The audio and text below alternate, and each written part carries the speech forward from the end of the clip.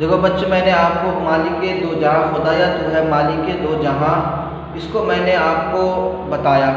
میں نے پورے اس کو سمجھا دیا اور آپ کو یاد بھی کیے ہوں گے۔ میں نے آپ کو پورے ایک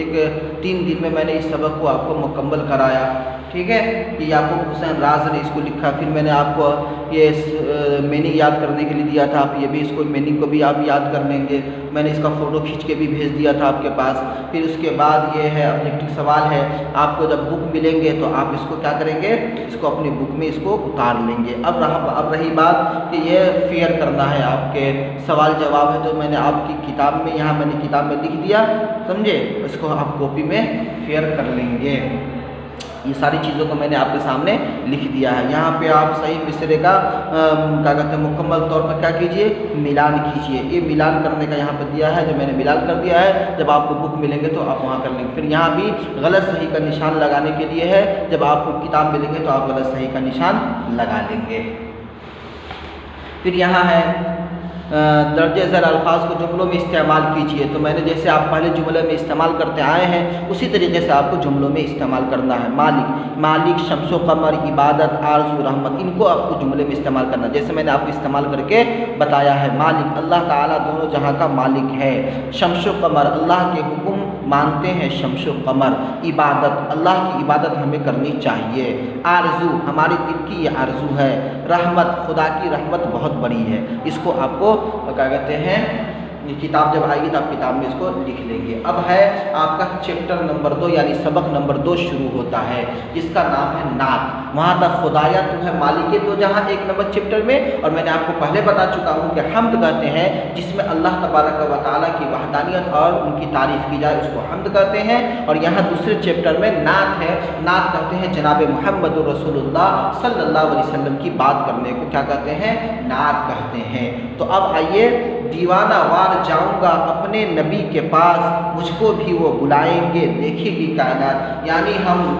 جناب محمد رسول اللہ صلی اللہ علیہ وسلم کی یاد میں ہم نبی کے پاس ہم جائیں گے، اور جب ہم جائیں گے تو انشاءاللہ کیا کرے گی، دنیا بھی دیکھے گی۔ ہمارے دل کی یہ تمنا ہے کہ انشاءاللہ ہم نبی صلی اللہ علیہ وسلم کے پاس جائیں، ان کے کیا کہتے ہیں روضہ کو، ان کی تمام جو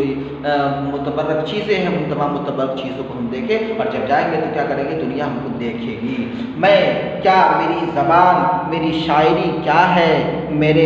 تیرے کرم کی دین ہے میری نگارشات، یعنی میری زبان کے اندر کیا طاقت ہے کہ میں بول سکوں، میری شاعری کے اندر کیا مجال ہے جو میں کچھ لکھ سکوں، جو لکھتا ہوں یا جو بول دیتا ہوں یہ تیرے کرم کی دین ہے، یہ تیرا لطف ہے، تیرا کرم ہے، تیری عنایات ہے، جو میں کچھ لکھ دیتا ہوں اور میں کچھ بول دیتا ہوں، ورنہ اس کے اندر میری زبان کا کوئی کمال نہیں ہے، اور نہ میری شاعری کے اندر کوئی کمال ہے، نہ میری زبان کی طاقت ہے کوئی کہ میں بول دیتا ہوں یا میں لکھ دیتا ہوں، اس میں میرا کوئی کمال نہیں ہے، اس میں میرا کوئی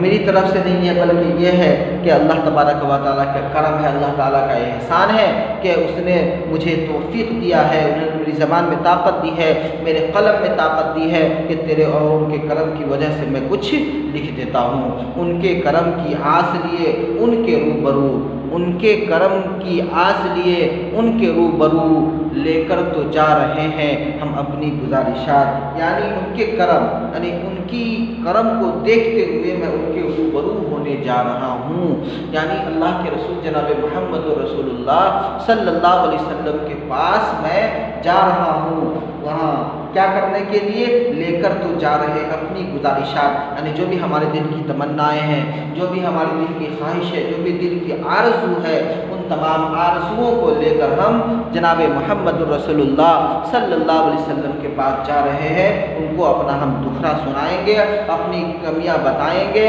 اور اپنے کیا کہتے ہیں گناہوں سے معافی کروائیں گے، اور وہاں پہ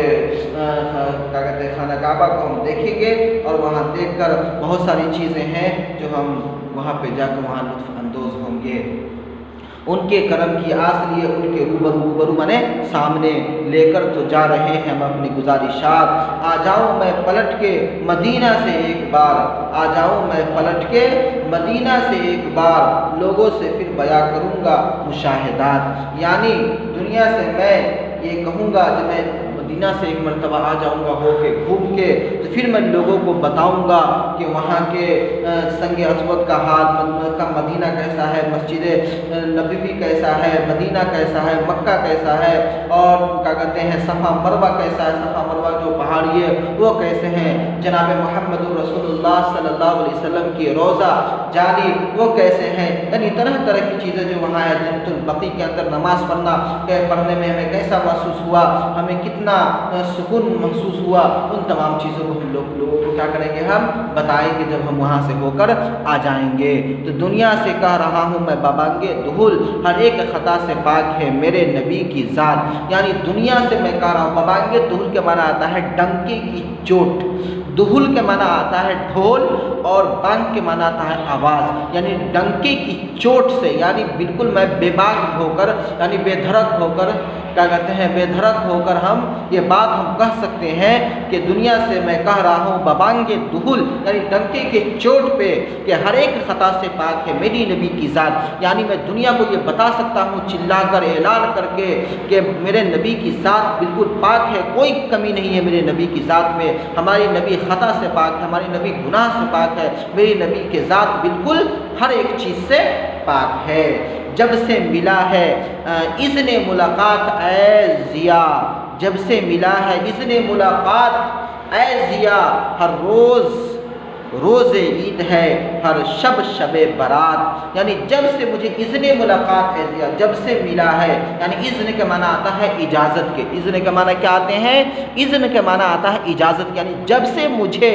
ملاقات کرنے کی اجازت ملی ہے، پرمیشن ملا ہے، اس دن سے میں کیا کہتے ہیں، اس دن سے ہماری کیا کیفیت ہے، ہماری کیفیت ہے ہر روز روز عید ہے، یعنی ہر روز ہمارے لیے عید ہے، ہر روز ہمارے لیے خوشی ہے، اور ہر شب شب برات، اور ہر رات ہمارے لیے، شب کے معنی رات اور روز کے معنی دن آتا ہے، ہر شب ہمارے لیے کیا ہے، شب برات ہے، ہر دن ہمارے لیے خوشی کی رات ہے، ہر رات ہمارے لیے بڑی پرسکون والی رات ہے، یعنی جب سے ملا ہے اذن ملاقات اے ضیا، ہر روز روز عید ہے، ہر شب شب برات، یعنی جب سے مجھے جناب محمد رسول اللہ صلی اللہ علیہ وسلم سے زیارت کرنے کی یا ان سے ملاقات کرنے کی مجھے اجازت ملی ہے، پرمیشن ملا ہے، اسی دن سے میں، ہمارے لیے ہر روز عید کے دن ہے، ہر روز خوشی کا دن ہے، اور ہر رات ہمارے لیے شب برات کی رات ہے، اور ہر رات ہمارے لیے کیا ہے، خوشی کی رات ہے۔ اسی لیے یہ شاعر کیا کہتے ہیں، شاعر کا نام کیا ہے، ضیا سعید ضیا، یعنی اس شعر پورے نعت کو لکھنے والا کون ہے، یہ نعت کا لکھنے والا ضیا سعید ضیا ہے۔ اس کو نعت کو، پورے نعت کو جو لکھا ہے، دیوانہ وار جاؤں گا اپنے نبی کے پاس، مجھ کو بھی وہ بلائیں گے، مجھ کو بھی دیوانہ وار جاؤں گا اپنے نبی کے پاس، مجھ کو بھی وہ بلائیں گے، دیکھے گی کائنات میں کیا، میری زبان میری شاعری ہے کیا، تیرے کرم کی دین ہے میری نگار شاد، ان کے کرم کی آس لیے ان کے روبرو لے کر تو جا رہے ہیں ہم اپنی گزارشات، آ جاؤ میں پلٹ کے مدینہ سے ایک بار، لوگوں سے پھر بیاں کروں گا مشاہدات۔ دنیا سے کہہ رہا ہوں بابانگ دہل، دنیا سے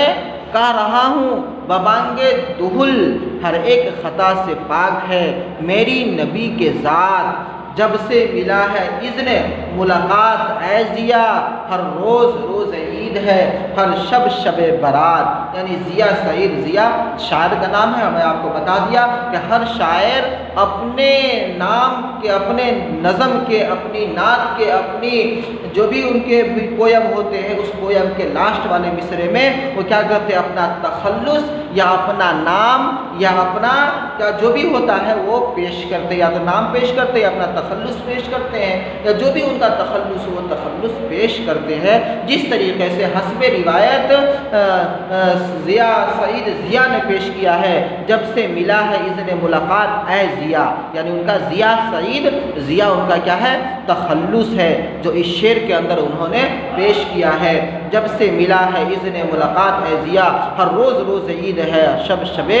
برات، اس کو آپ سمجھ لیں گے بڑی اچھی طریقے سے، پھر آپ کو کیا ہے اس کو آپ یہ معنی ہے میننگ ہے، اس کو آپ کو کیا کرنے ہیں یاد کرنے ہیں۔